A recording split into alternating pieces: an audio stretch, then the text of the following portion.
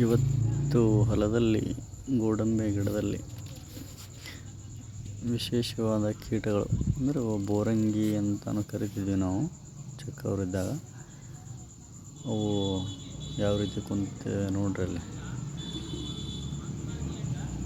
ಪ್ರತಿ ಗಿಡದಲ್ಲಿ ಇದ್ದಾವೆ, ನೂರಾರು ಕೀಟಗಳು ಇರ್ತವೆ. ಅದರಲ್ಲಿ ಇದು ಕೀಟಗಳು ಯಾವ ರೀತಿ ಕುಂತಾವೆ ನೋಡ್ರಲ್ಲಿ. ವಿಶೇಷವಾಗಿ ಅವನು ನಾವು ಚಿಕ್ಕವರಿದ್ದಾಗ ಹಿಡಿದು ದಾರ ಕಟ್ಟಿ ಆಟ ಆಡಿಸ್ತಿದ್ವಿ. ಅವನ್ನ ಕಡ್ಡಿ ಪೆಟ್ಟಿಗೆಯಲ್ಲಿ ಹಾಕಿ ಅವುಗಳಿಗೆ ಹಿಟ್ಟು